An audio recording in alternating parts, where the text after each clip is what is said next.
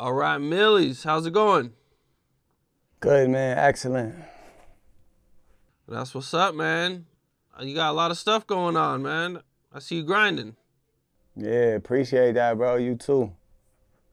For sure, man. Well, some of the most recent things I seen is Jadakiss gave you a new chain. Yeah. Okay, well, tell me a little bit about it, man. What's going on with that? Man, this from it's my city, CNB. It got the Zakem Bridge on it. Irish Clover.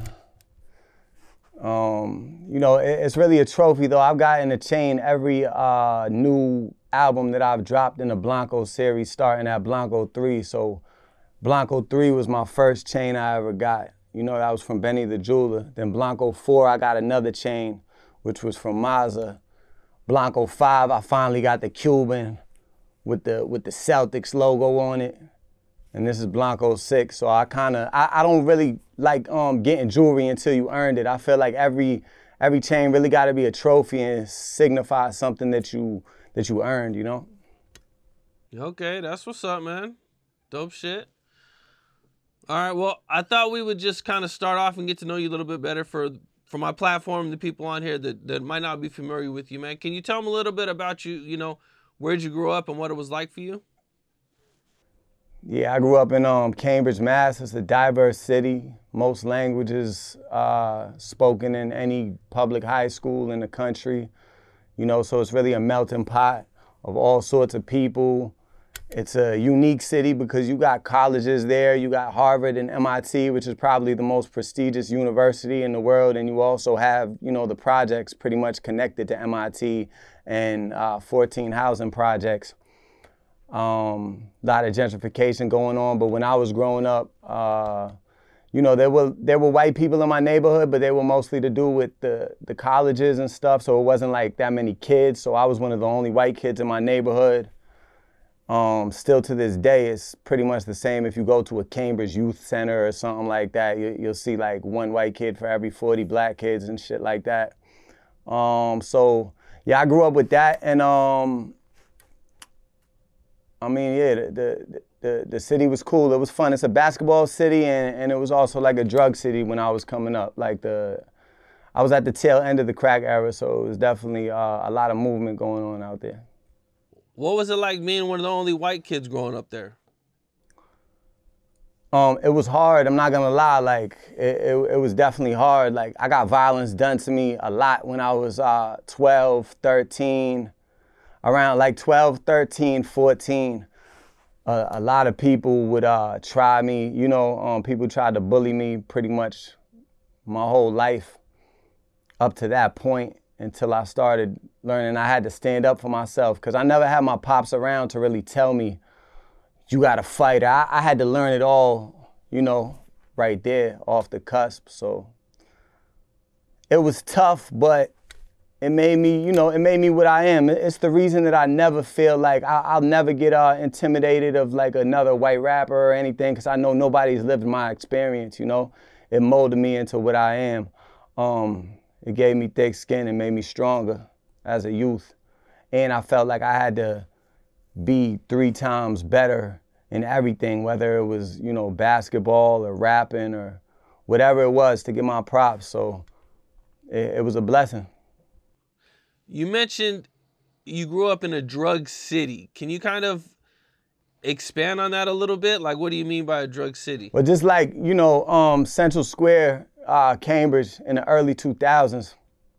Cambridge was always like a drug hub as far as just the crack era. Like when I'm growing up on my street, is zombies marching up and down, constantly. I didn't know what exactly they were doing until I was about 13 years old.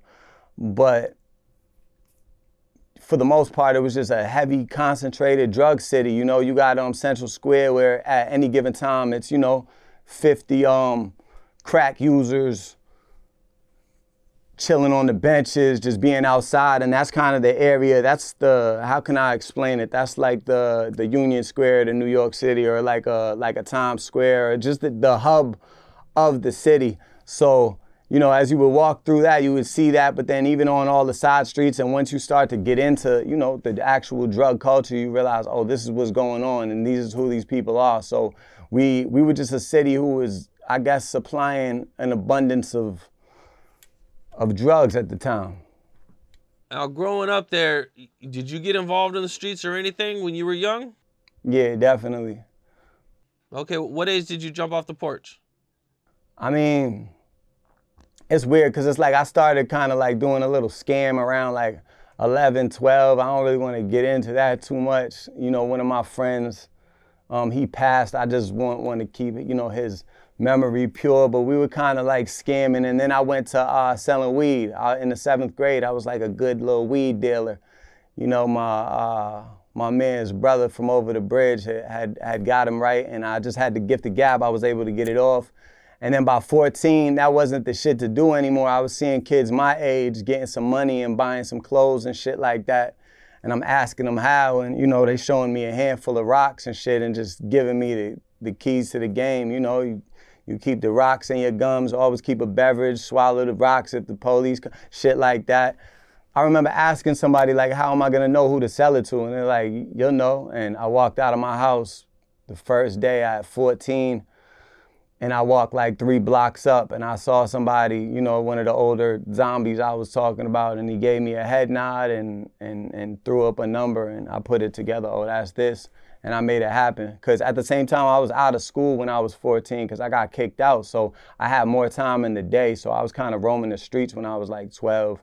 I mean, excuse me, I was roaming the streets, you know, around that area at like 12 p.m., you know, like 1 p.m., shit like that.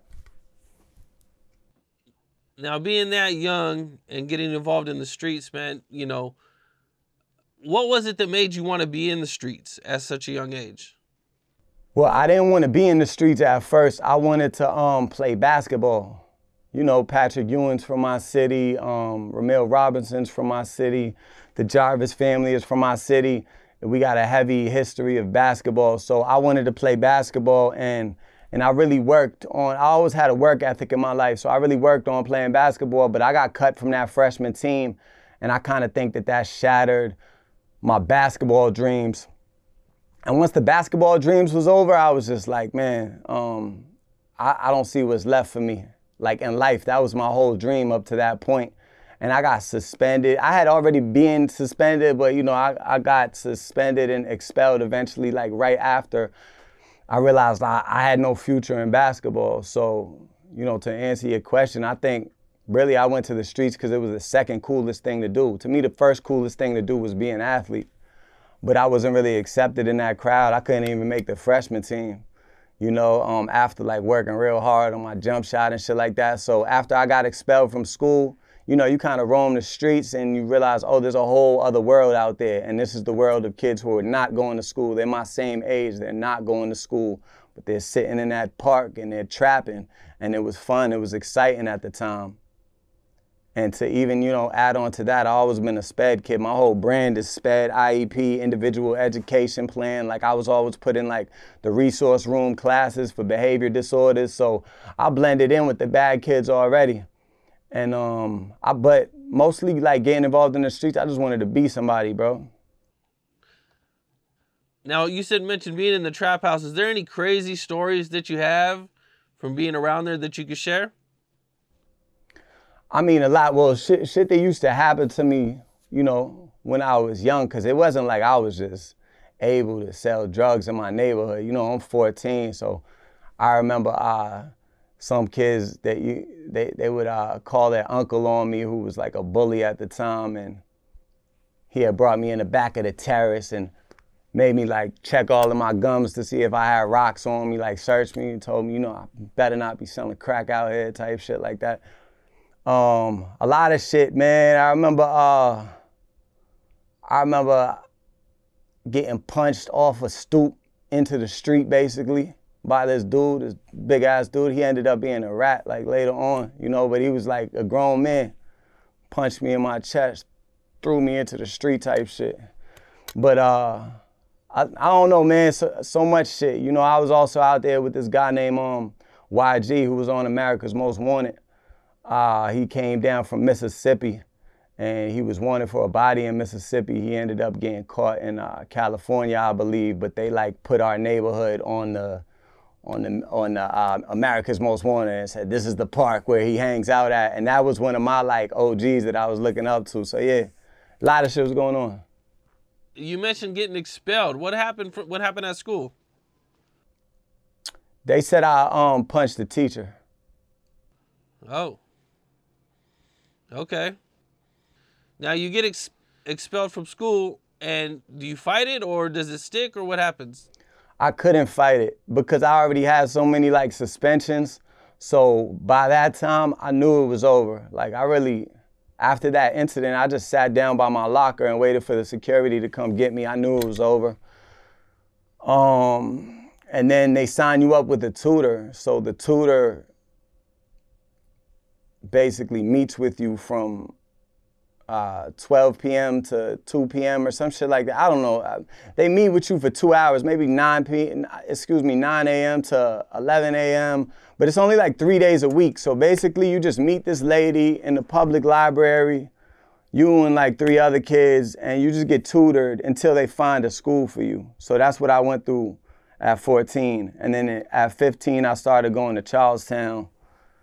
A Charlestown school for kids like me. And now after school, do you eventually ever get a regular job? Yeah, hell yeah. I got a job, when I was 18, I got a job at a poster factory in Roxbury. And I just had to like wrap up posters all day basically and put them in the little plastic shits and put them in a tube and ship them out. That's the longest job I ever had. I worked there for like 3 months. I even did like a tour going all down south to these different colleges and shit like that, and setting up these posters basically for all the new kids who are coming into school. I guess they wanted posters on their walls. And so, yeah, I went on the road with this other guy in a Penske truck, and we would set up at these different colleges and sell them their posters. And once I came home from that, I didn't know how good I had it because the job was giving me like sick time, like paid vacations and shit like that.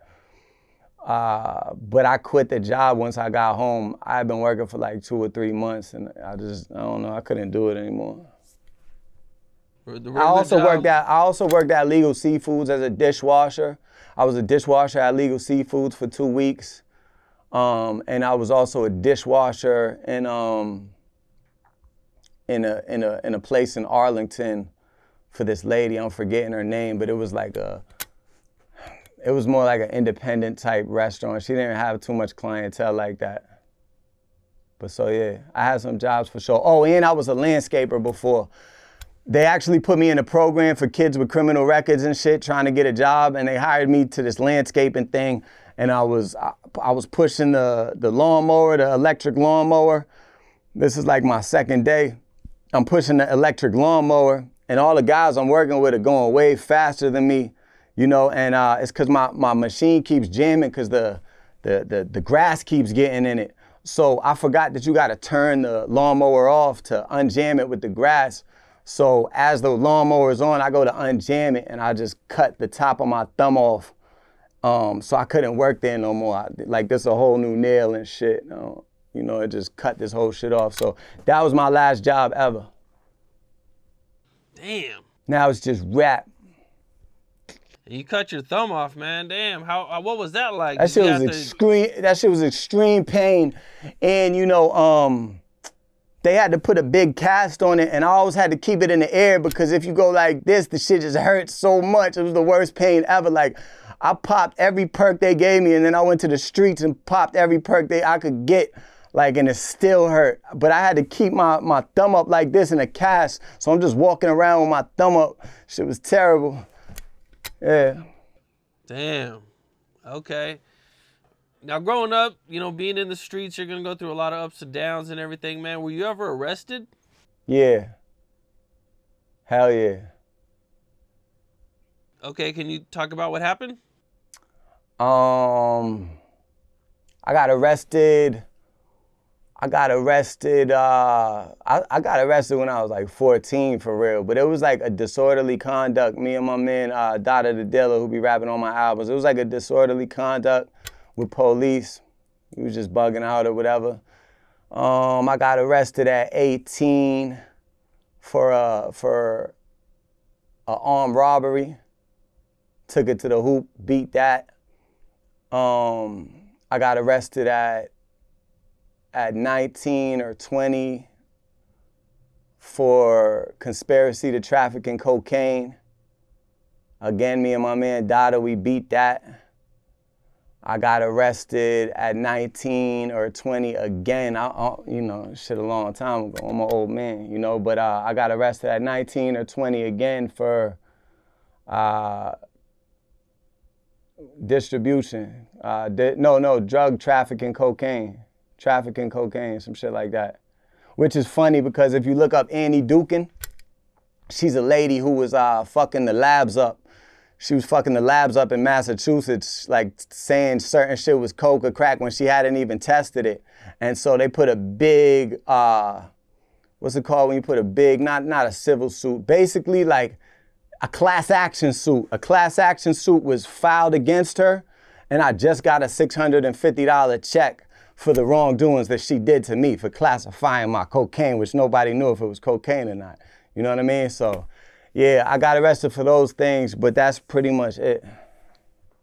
And you beat all those cases? Yeah, I beat 3, and I had to plead to 1. Shout out to my lawyer, George Murphy. He pled me down to a OUI and possession of Class B. And I had a 3-year suspended sentence. So if I got arrested during those 3 years, I'd have to do a 3 years. And I was on probation for like 3 or 4 years. But then after that, I haven't had no legal trouble. Just a rapper. Now, at what point do you start rapping? I was rapping the whole journey, just not seriously, you know. But really in like 2008, I started taking it serious. Okay, and are you going to the studio a lot? Are you, like, who are you looking up to at this point? I was just looking up to whoever was hot and doing it. I always looked up to Eminem, you know.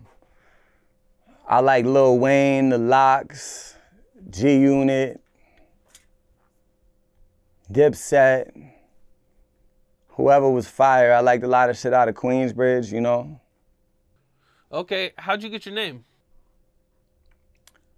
The star basketball player at Cambridge French and Latin, he was like a celebrity. He was like a local celebrity, and he would call me Millyz for some reason. My name's Miles, so he would be like, Millyz. I don't know where it came from, but I took it and ran with it. Okay, and you know, around 2008, you said you started taking it serious. So what all changed and what all did you start doing to take it serious? Just going to the studio and really writing every day and making sure that, you know, if this is what I want to pursue, that I'm doing the most I could do to pursue it. Now, you know, you signed to Jadakiss, which is huge, man. You know, how did all that come together and how'd you guys meet? I met Kiss in 2013, getting a feature from him through my man Set Free. Kinda stayed around and just kept meeting him at different spots. Eventually, I sat down with his partner, Ice Pick, who was doing most of Kiss's business at the time, and Ice Pick really took a liking to me and realized that I'm not just a rapper, I sing. And he was blown away by the fact that, like, I'm singing on these records and shit like that. And he brought it to Kiss and was like, yo, we should put him down with the imprint, and it's been history from there. And Ice Pick J passed shortly after, rest his soul, but right before he passed, he put that together. How long ago was this? How long have you been signed to him? And, you know what I'm saying, how long did all this take? That was like 2016, so all of this took 7 years. Okay, now, you know, you signed to Jadakiss, which you got a lot of expectations now, you know. You know, what are some of the obstacles and things you had to overcome? I think just proving myself every step of the way. Like what I did first, I decided like I'm gonna prove it as a rapper before anything else. So I decided to strategically go to Sway, go to Static Selector, go to Flex, go to all the different platforms, Cosmic Kev, a million rap platforms. I burnt down the BET Cypher. I went to every rapping platform that's respected and burnt it down. You know, like really burnt it down. And I kind of got my respect up as an MC. And then I just kept following up with that blueprint and dropping freestyles on my Instagram and dropping real quotable shit that people would come on my gram and follow me for. And that's how I kind of brought my whole audience in, just by pure rapping. Like, you know, I got a line, I say, I built my following off talent, I don't do stunts. I didn't get here from, you know, driving a Lamborghini into a pool or no shit like that. Like, I got here from rapping. Every follower I got, maybe not to this point, because since like a year, they might follow me for whatever else, but for the most part, I built 90% of my following up. You know, the first parts of my following up, all from just rapping. You mentioned the BET Cypher. How'd you get into the BET Cypher? What all happened with that? Man, I knew a cameraman at the BET Cypher, and that was my man, and he would tell me the location of where it was going down at. And I showed up for 3 years in a row, and I would sit for 3 days at a time because they said maybe somebody won't come and you could fill in for somebody. So 2014, I sat for 3 days. 2015, I sat for 3 days, nothing. 2016, I came back that year and somebody didn't come that year. And I had to go rap and basically audition for Jesse Collins and the big dogs in BET. And, you know, they eventually said, okay, we'll give you a shot. And I ended up leading off the BET Cypher that year. You know, that was nationally televised twice. And I was the only artist with no PR, no label, because I'm under Kiss's imprint, but it's not a major label. You see what I'm saying? Or independent distribution at that time. It's just the cosign. So I was the first to, out of that whole cypher, maybe in the history of BET Cyphers, I'm the only one that came through with no PR, no label, no nothing. I really snuck in the building and made it happen. Man, that's what's up. That's huge shit, man. Yeah. You know, being around Jadakiss, you know, he's an OG in the game, man. Been around a long time, a lot of experience. What's the best advice Jadakiss has gave you?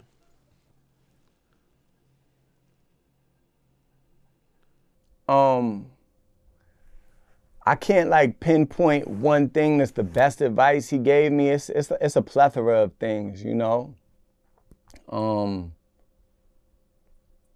He's just taught me a lot. He's taught me how to move in different situations, but more than what he said is what he did. Just me being able to watch him and pick up game, you know, like, oh, this is how he interacts with fans. This is how he interacts with media. This is how he interacts with, you know, in the streets. It's different. I kind of just watched him and picked up a lot like that. Okay, I seen you had a situation where you got in a fight in front of a show. Yeah. And Jadakiss got mad at you. What happened with that? I don't know where you saw that at, but yeah. Yeah, at that time we were fighting a lot, man. Like that's, you know, that's kind of like 617 Boston culture, fighting. And my best friend always been like an MMA fighter who never fought in the MMA, but he'll beat the dog shit out of somebody in the MMA, you know? So it was always me and him starting trouble and shit. And we were at a Kiss concert, actually. It was him and Fab. And something happened in the back. I don't want to get too crazy, but you know, man, somebody ran off.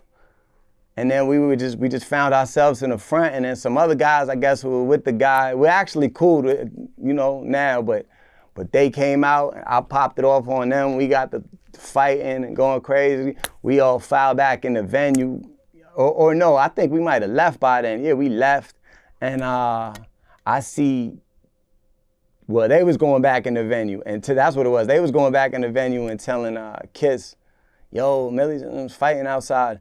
And the next morning before he left back to New York, like, he just had a talk with me, like, yo, you're the artist. You're never supposed to be outside of the venue, in the front of the venue anyway, first of all. Forget the fact that you fighting. Like, that's what other people are for.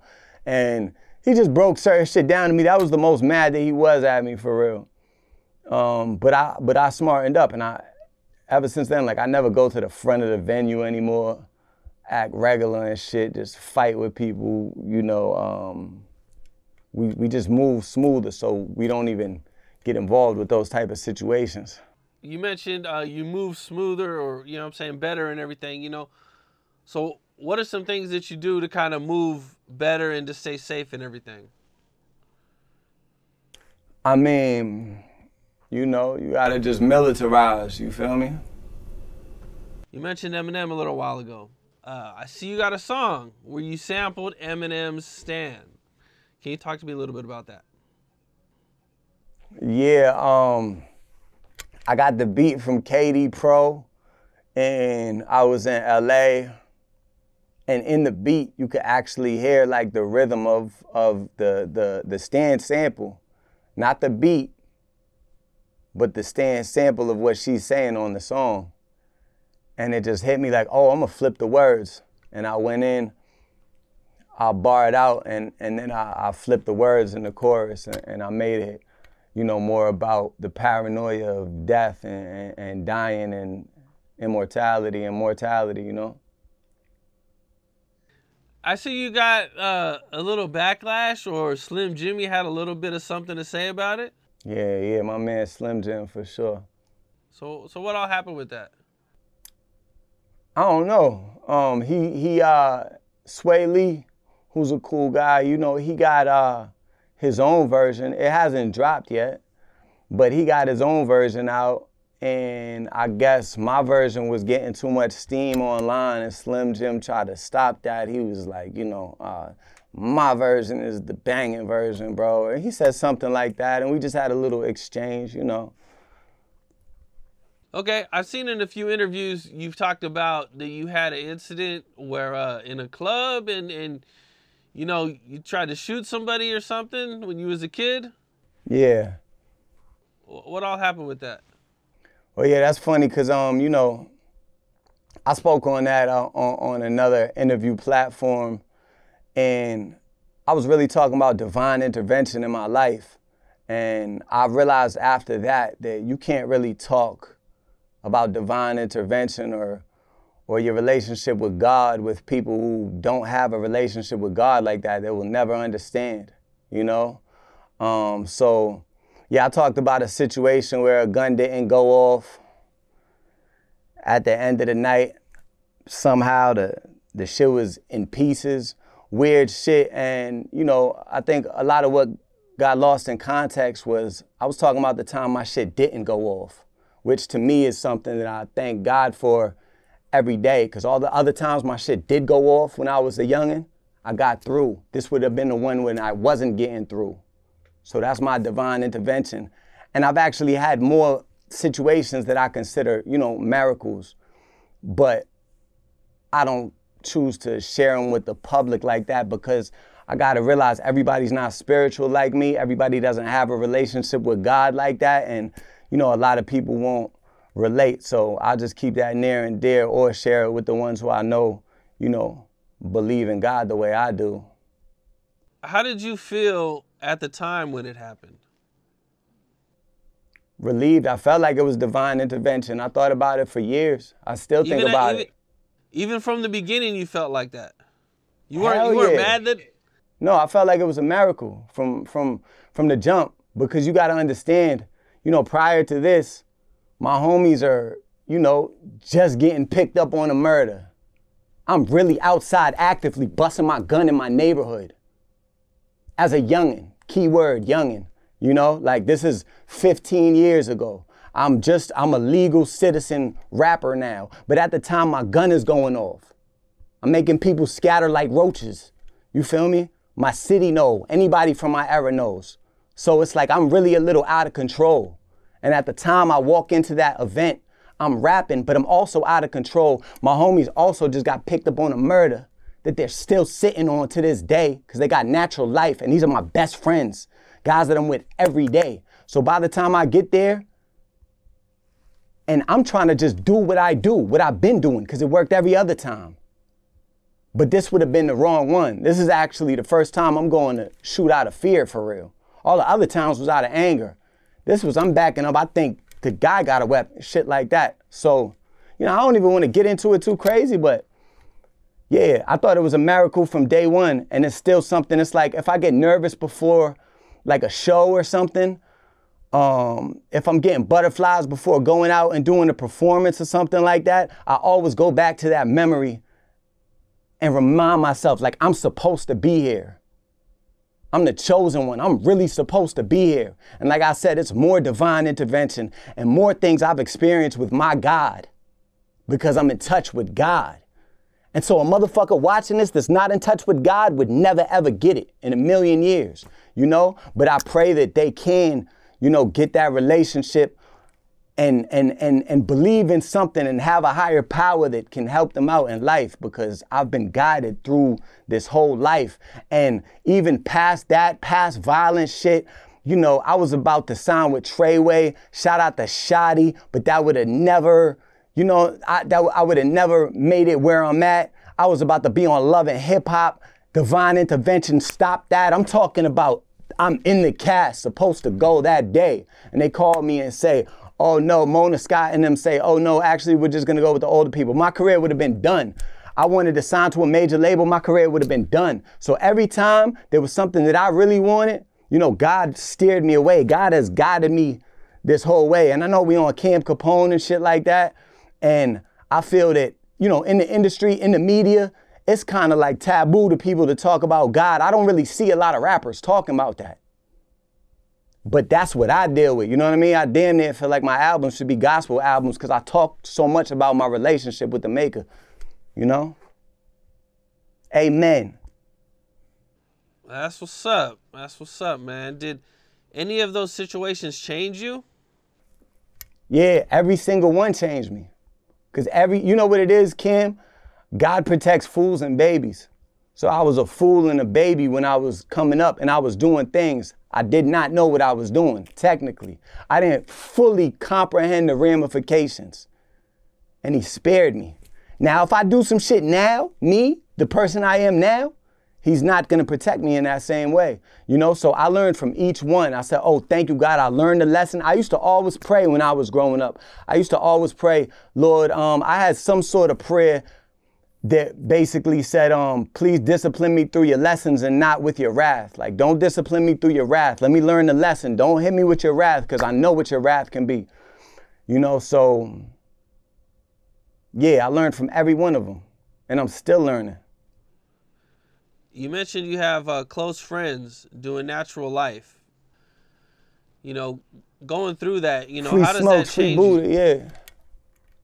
You know, going through something like that and growing up around that, man, how does that affect you?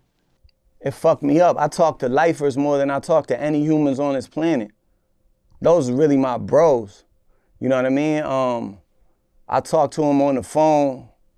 I don't even have real 20, 30, 40-minute conversations with regular people, but I'll talk to the homies, 3 of those back to back. I'll talk for an hour, whatever it is, because these are my friends that's supposed to be with me here at this interview, moving around. They deserve everything, you know, and they got a raw deal for real. Yeah. And that's something that I really am hoping as my status grows, you know, just as a rapper and I meet more people of influence, that I'm gonna be able to,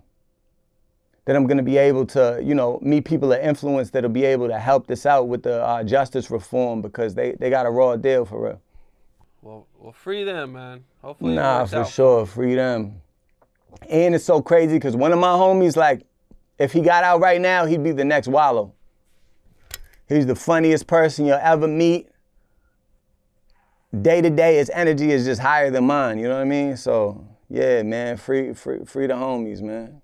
Now, you mentioned almost signing with Shotty and Treyway. What happened with that? Shotty's my man. Shotty, I got around Shotty, and you know, he's somebody who really gave me confidence and put the battery in my back. Like, Shotty's somebody who gets around you and he just tells everybody in the room, yo, this is a star and shit like that. So at the time, you know, at the time, his label, what he was doing was so hot that we started thinking, damn, we could merge this with the So Raspy imprint and kind of have it like the legendary cosign and this new guy, the guy who did the wrong thing. You know what I mean? But this was prior to that.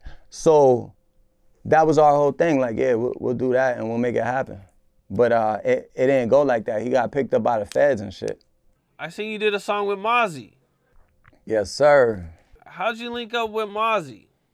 Man, that was one of the most genuine link ups ever, cause he's so solid. I was trying to track Mozzy down to give him a bag to rap with me. And he turned the bag down and they just said, pull up to the studio, him and Davo, which already is super solid. I was trying to give him like a 20-piece something because I really wanted to do a record with him. And instead he turned the bag down because he was in tune with my music. We pulled up to the studio at the time. It was like my whole, you know, I had everybody with me. We were probably 19 of us or some shit like that. I had all my young homies with me. I had everybody with me and we walked up in that studio and I was like, damn, we're gonna be wild deep in the studio. But we walked in the studio and Mozzy embraced each single one of us. He embraced everybody the same way he embraced me. Just a lot of love. And he sat there and he did the verse and he went crazy, you know, a classic verse on a classic song. And after we playing this shit and he's like, what are y'all doing tonight? And I'm like, you know, we're at the B&B, we just chilling. And he was like, yo, let's shoot the video. I'll come through the B&B. And that was some incredible shit. And he really pulled up to the video, he pulled up to the B&B, shot the video. You know, I think it's at like 5 million or something like that. It might be at 4.5 something. I don't know. I gotta look at the stats. But yeah, man, just super solid shit, bro. He's a real one. Free Mozzy. I actually wrote him a letter. He wrote me back too, so it's the homie. Yeah, he should be getting out soon. He shouldn't be in too much more longer, right? Yeah, he should be out real soon. I seen that you're cool with Asian Doll. How did you guys meet? And are you guys working on anything? I fuck with Asian, yeah. I met Asian. It was a wild night in Atlanta. A lot of shit went on. And we just been cool ever since, you know. We help each other where we can help each other. I believe you guys were at a strip club or something when you met? Yeah, we was at a strip club. We came out of the strip club. It was like a shootout going on between security and somebody. And we were in a Rolls Royce Cullinan, and she's in the passenger side, and the shots are going off. And the parking lot's so crowded, but the shots is going off, and I look to my right, and the shots is going off, and she's in the fucking mirror doing her makeup while the shots is going off. And I'm like, oh, nah, she's really that, you know? Yeah, shout out It didn't Asian phase Doll. her or nothing. She didn't slow down or nothing. Nah, she was doing her makeup while the shots was going off. She's on some shit like, they ain't shooting at me. I don't know. I don't know. I don't really, you know, recall all of that. I just remember she was doing her makeup while the shots was going off. Hard body. Okay.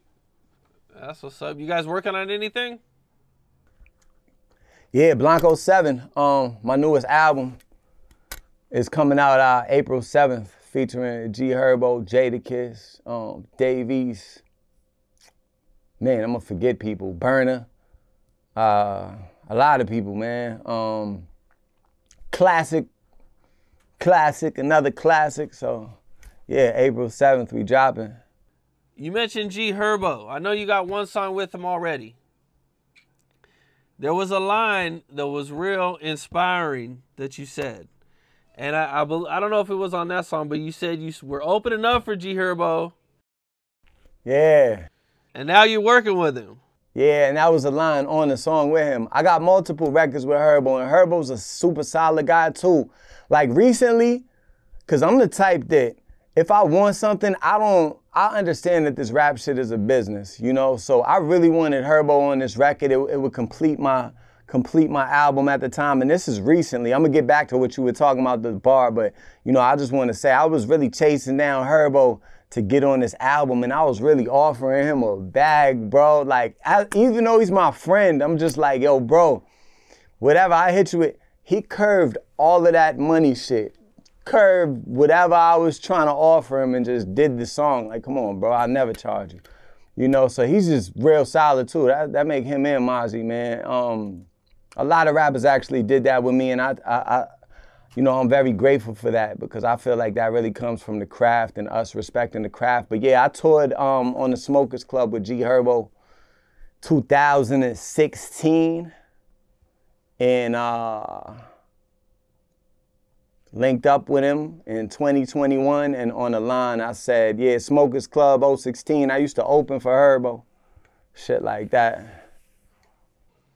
So how does it feel to go from opening up for him to working with him?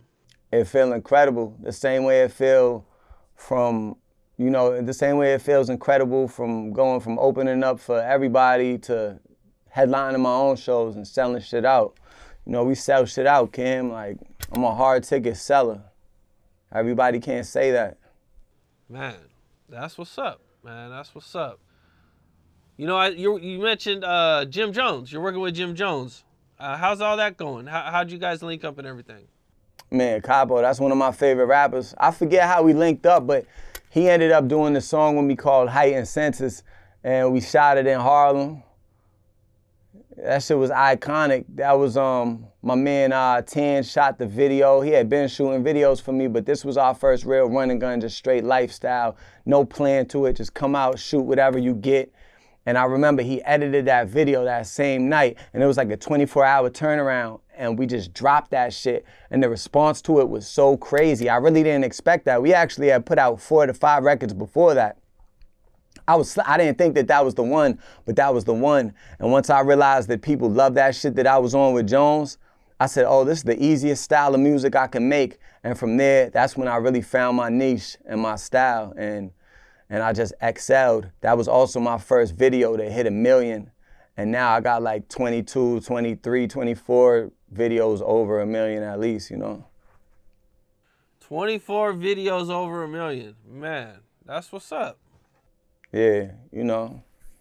I'm sure you got similar statistics. You probably 10 times that. I actually don't have any one clip over 1 million yet, man. Nah, you bugging. I was looking at your shit. You got big views, bro. Yeah, thank you, man. Yeah, it's moving. It's moving. Okay, man, you know, being an independent artist, what do you think are like the pros and cons from being independent or being on a major label? If you want a major, the pros are that you just get to be strictly in artist mode and you just get to wear that one hat as an artist. Basically, all you got to focus on is, you know, being creative, how you dress, how you perform, just artists. If you independent, you got to focus on everything else. Before we came here, I just had a meeting about tour with my whole team. I just had a meeting about how we could sell these hard copy CDs to chart on Billboard. I just had a you know what I mean? It's like I'm CEO, artist. I play both sides when it comes to, you know, I mean, I cover all bases when it comes to doing this independent shit. You really gotta be built for it tough. You gotta really understand this grind and go get after it. I mean, being around Jadakiss, I mean, you know, I'm sure you learn a lot from him. Of course, I learned the most from him.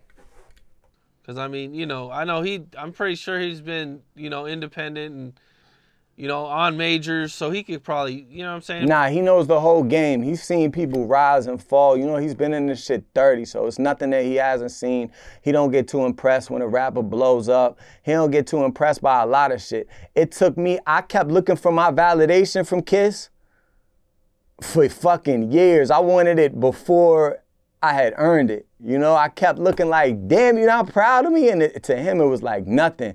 It was to the point where I started making Billboard and then selling hard tickets. Now he's kind of like, all right, now let's, you know, sit down and we could really talk about some shit.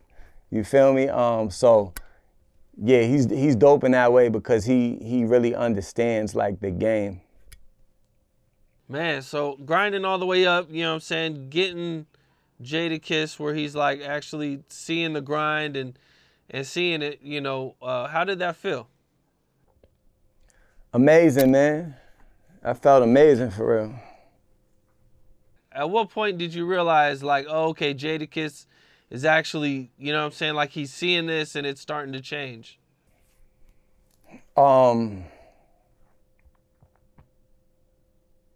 He started sharing more game with me. As I attained certain levels, as I got to certain levels, he let me in on more game that I really didn't need to know when I wasn't on those levels. If that makes sense.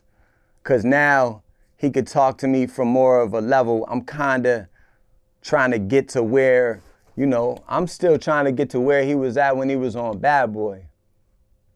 So, but as I climb those stairs, he lets me in on more knowledge that I need to know.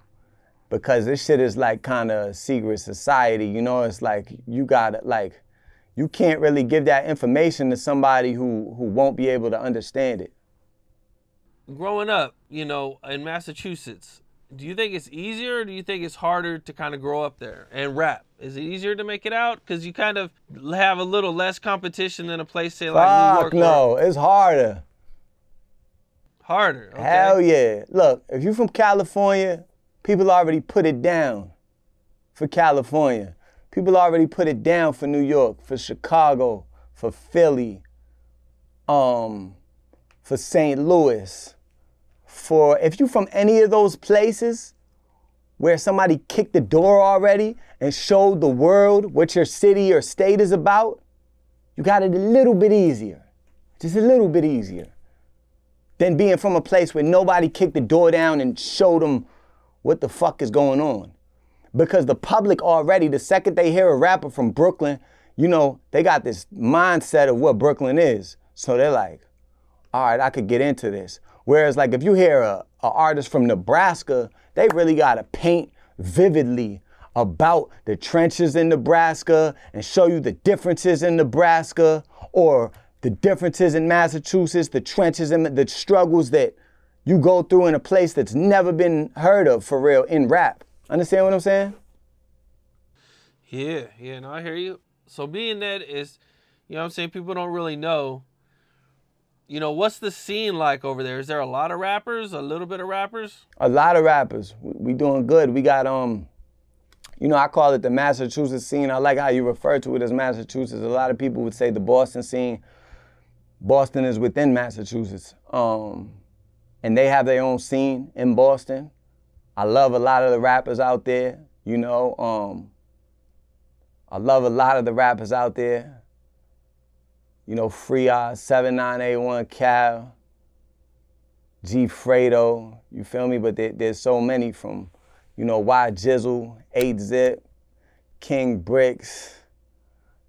Man, I'm gonna forget a lot of people and people's gonna be mad at me, but it's a lot of rappers in the trenches that go crazy. Jigs, you know, on my side, G Nipsey, Dada the Dealer. There's so many rappers going crazy. And then we also got, you know, in the Massachusetts scene, we got Joyner Lucas and Bia and Token and Cousin Stiz and a few others, you know. But it's like hundreds of great artists. I feel like we just need somebody to really kick the door.